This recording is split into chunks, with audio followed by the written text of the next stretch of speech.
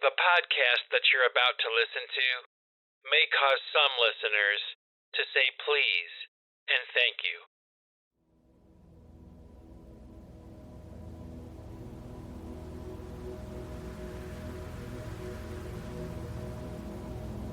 Well, hey there, happy innovators. How have you all been doing? I hope you're doing good. I know it's been a long time since I made a podcast, and oh my gosh, I almost kind of forgot how to do it. It's been that long.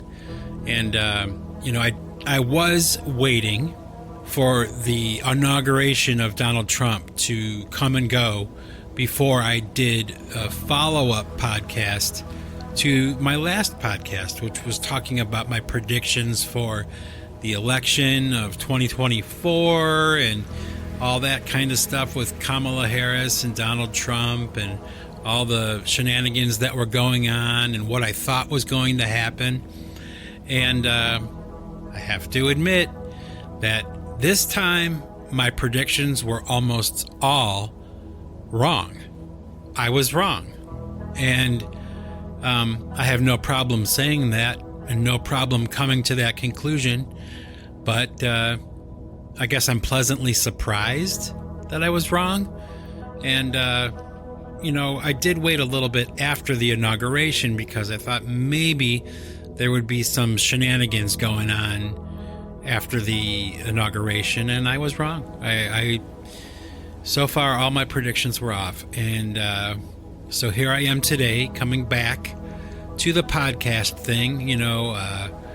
I guess over the past month or so, if you've been paying attention to what I've been doing, you know that I did release a new album for pipe choir called American Dream.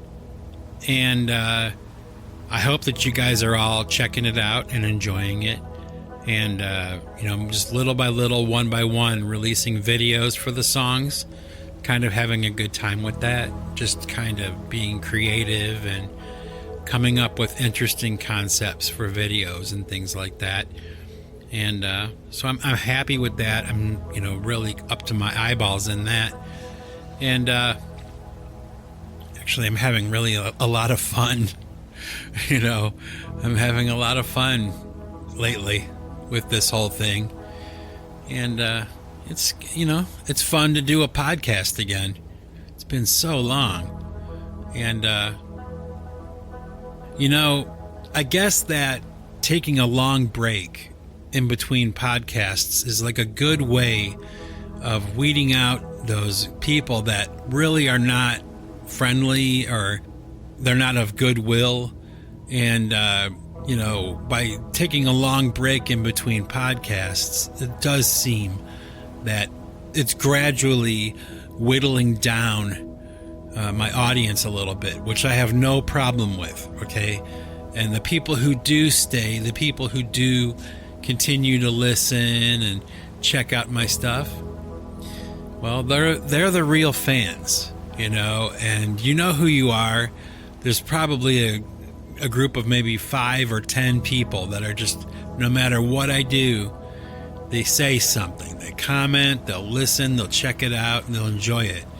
And I'm happy with that. I don't really want this to become much bigger than it is. I don't. And when I get these notifications and, sales pitches all the time from all these different podcast companies and, oh, we'll help boost your podcast and, we'll get you 50% more listeners and all that. And it's like, I probably am the only person on the internet who is making podcasts, and I don't really want a larger audience. I'm happy and content just having a handful of people check it out. So if you're one of those people that's listening to this podcast right now and you've been listening for a really long time, thank you for that. Because it's so cool. It's so grassroots and real.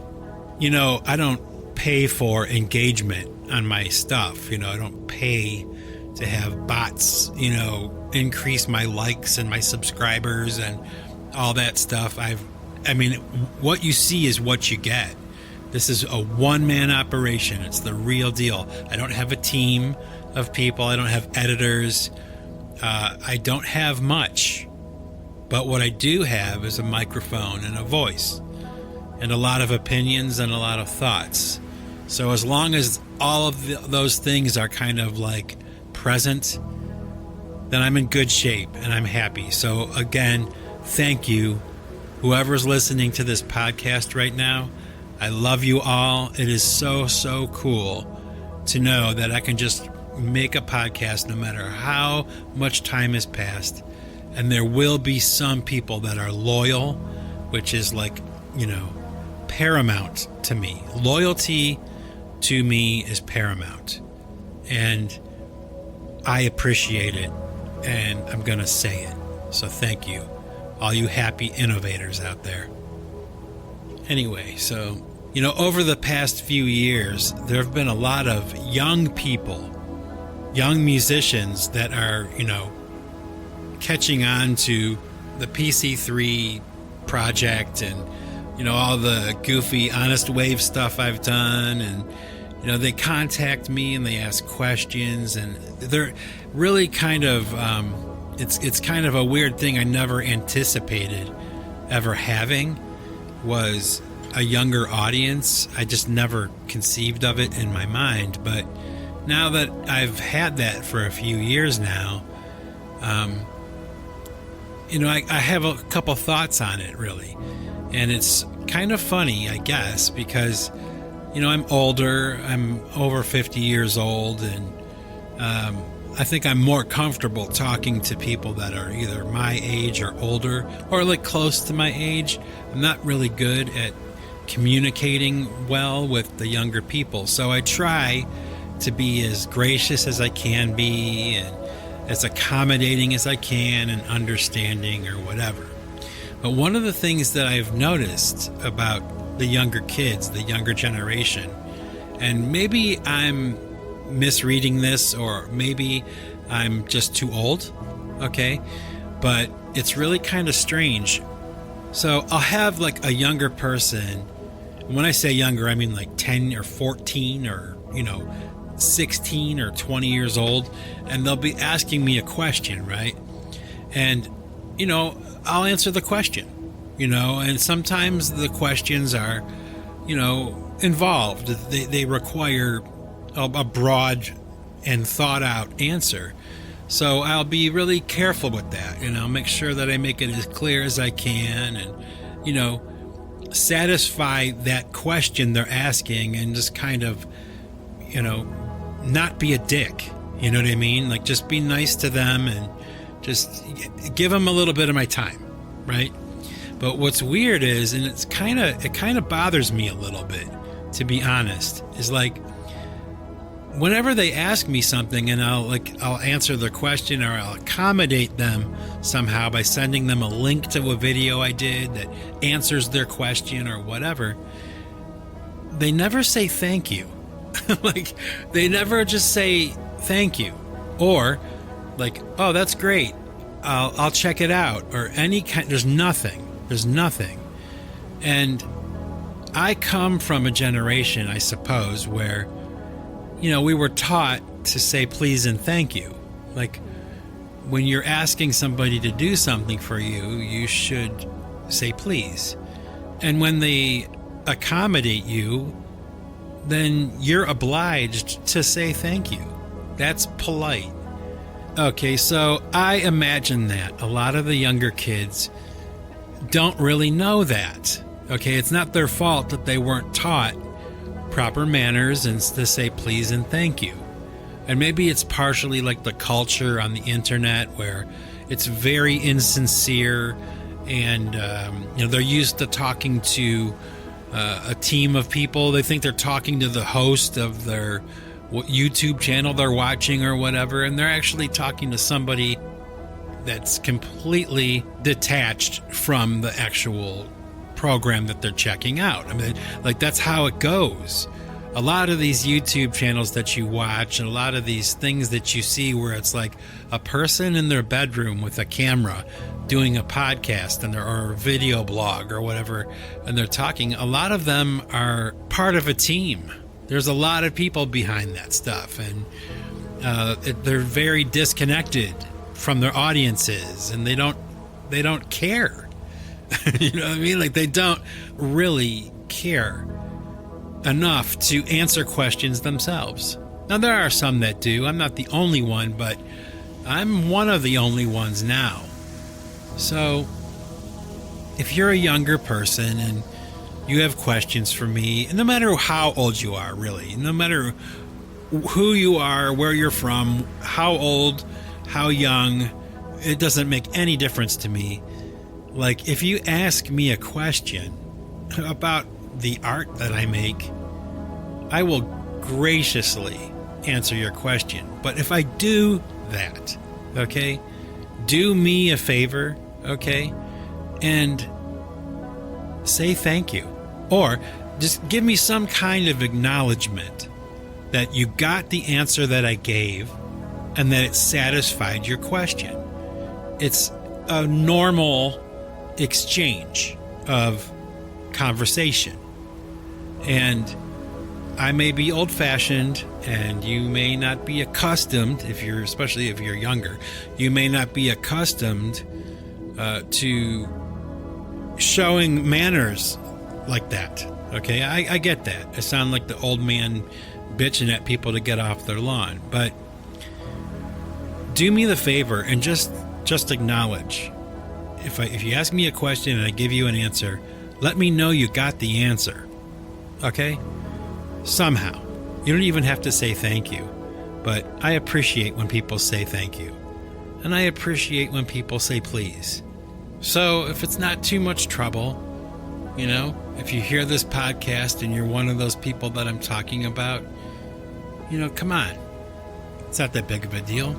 Just basic manners. That's all. Please and thank you. You know? Now, I was talking earlier about that album I released, American Dream. I figured I could talk about it a little bit here because I don't think that I was talking about it in my last podcast. I think the podcast came out before the album did. But the album's been out now for a little while. It's doing really well. Actually, it's kind of surprising. It's doing particularly good for me. And that's a good sign, right? Sign of growth. I've been working on that album for a while. And my original plan at the beginning of 2024 was to release the PC3 Days Away album and to release PC3 The Door of No Return and The Bright Side of the Moon for pipe choir, American Dream for pipe choir, and then I have one more album that I'm not going to say the title of it yet, but I'm working on it right now. But I also have another album coming out.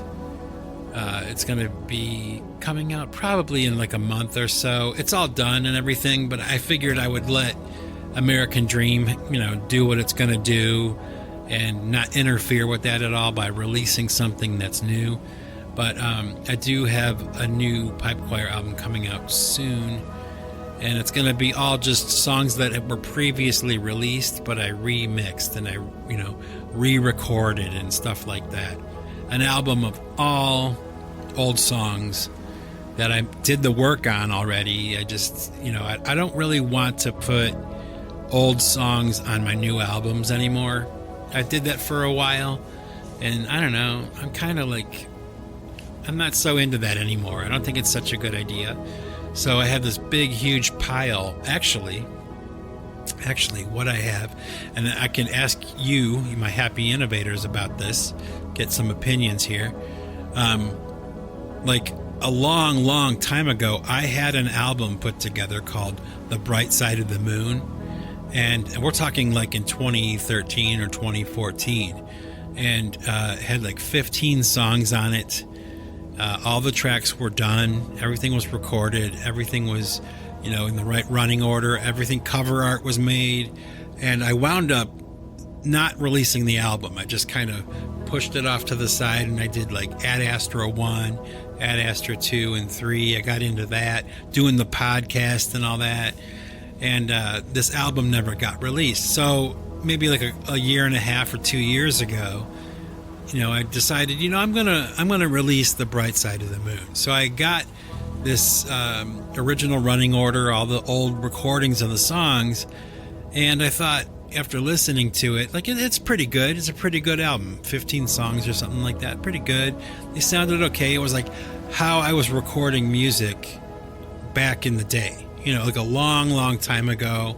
So there were a few moments where the limitations of my recording ability and all that came into play. And I guess one thing led to another. And I thought, what I'm going to do is I'm going to re-record a lot of these songs and give them the work. So what I know how to do now, make them sound better, and then I'll release them. So I did that. I made all these versions, 15 songs, all re-recorded, all done. And then I thought about it, and I'm like, well, there are a couple of songs that were already released on like The Wrench and the Rubicon, or just songs that were used. Escons had a couple of them, and I thought, that's really kind of lame. I don't want to do that. So I decided to take all those cover songs, or all those songs that I reworked, and take them out of the running order for the Bright Side of the Moon album, and it left me with about 11 songs that were all brand new for the most part, I think. And that's what I wound up releasing was, The Bright Side of the Moon, just 11 songs, all new songs. I have this other album I'm going to release of these songs that are, reworked songs, reworked ideas. And then I had the idea, though, okay, and this is where you come in. Maybe if you're listening to this, you made it this far into the podcast, you can help me out. I'm thinking about releasing the original version of The Bright Side of the Moon, as I had recorded it back in like 2013, 2014. Like, would anybody be interested in that at all? Even if I just released it on YouTube or something, like I don't release it on Spotify and all those places, like I just have it available for my fans, maybe on SoundCloud or for YouTube or something like that. Or, should I actually make it an album and release it, officially release it, the way that I do that now? I don't know. I go back and forth about it, like it's kind of an interesting thing, I think, to contrast and compare what I used to do to what I do now. Same song, same lyrics for the most part. Well, actually, that's not true. A lot of them changed quite a bit in the rewriting, re-recording process. But my point is that a lot of them are really kind of very similar. And if you're a fan of pipe choir music, which, you might be, and you would be interested in hearing the Bright Side of the Moon album circa 2013, 2014. If you're interested in that, let me know in the comments. Can you do that for me, please? And I'll thank you in advance. I'm curious about that. I think it might be something that's exciting. So let me know if you would want to hear that. And I don't care if I only get one person that tells me. I'll do it. You know what I mean? I don't know if it's silly or not. Anyway, over the past year or so, my wife and I have been slowly and methodically like decluttering our house. I guess it was kind of like a reaction to inheriting all the stuff from her parents and my parents. And, we had a lot of stuff already, and we just inherited a whole house worth of stuff, and it kind of forces one to, reevaluate everything in their house. which is what we're doing. And it's kind of like deciding, like, we're in the second half of our life together. We're past 50. So, how much of this stuff do we really want to be carrying around with us, for the rest of our lives, And, I've been watching here and there, like, these YouTube videos of people that specialize in, like, decluttering your house and everything.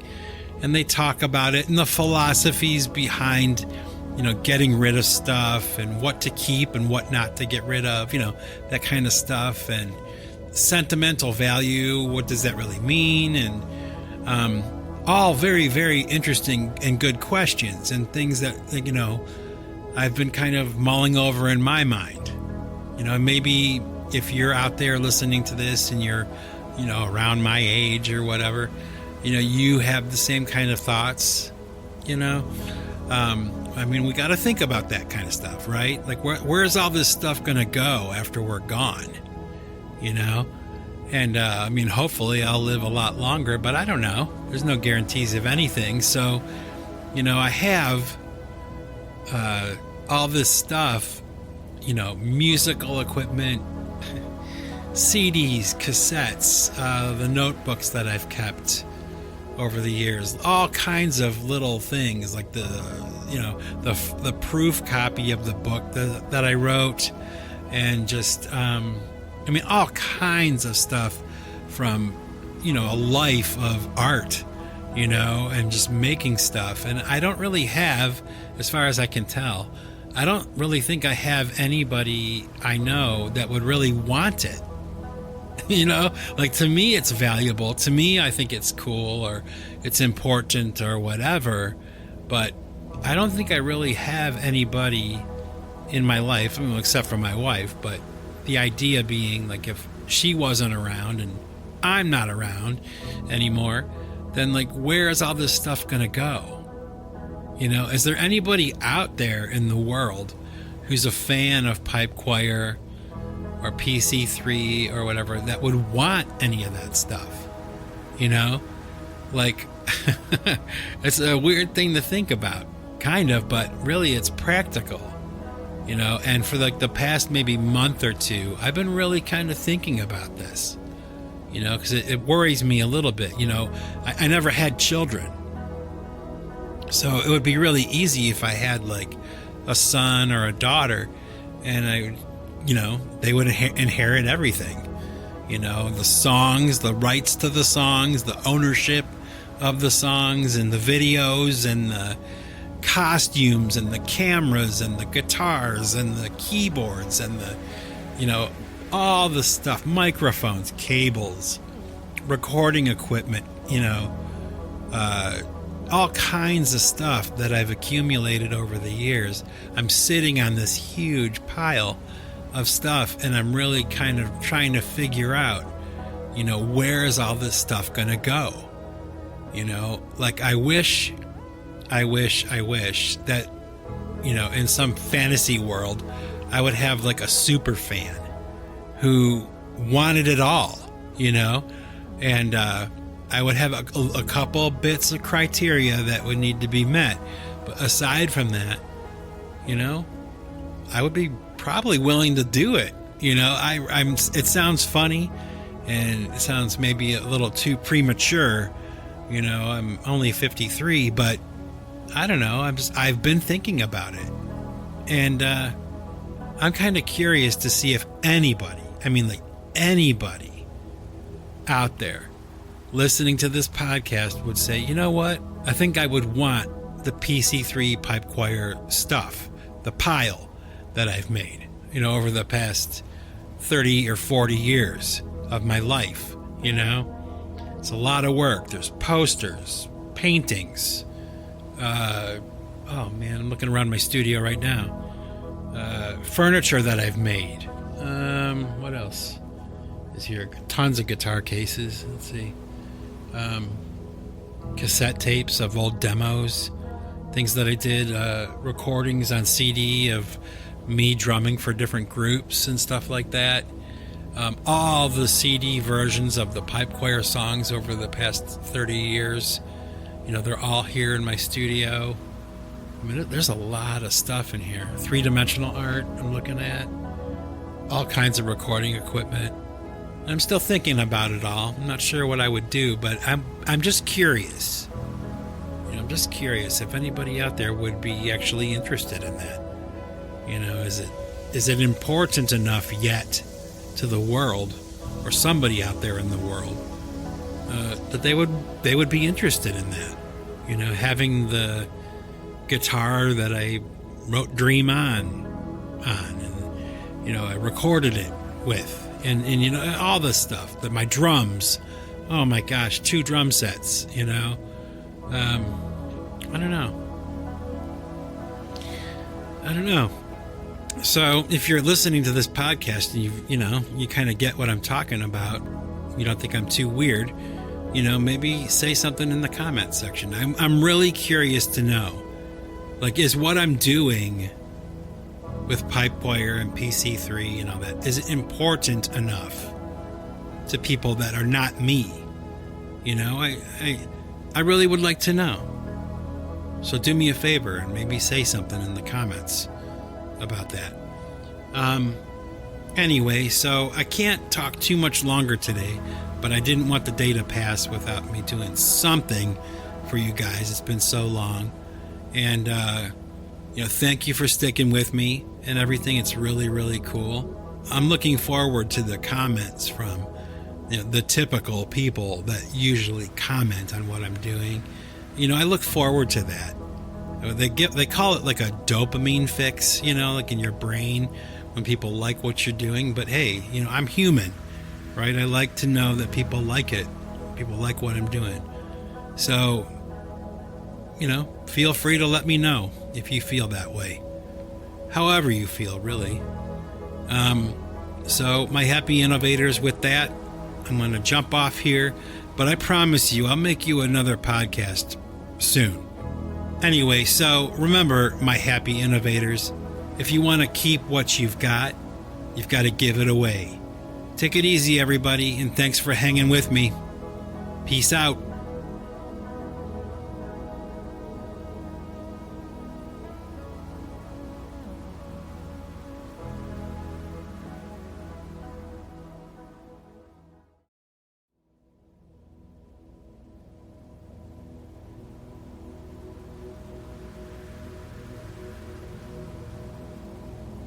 Well, hey there, happy innovators.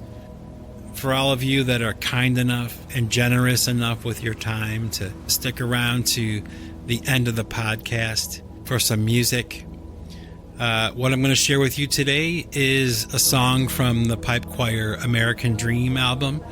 It's a song called Yakima.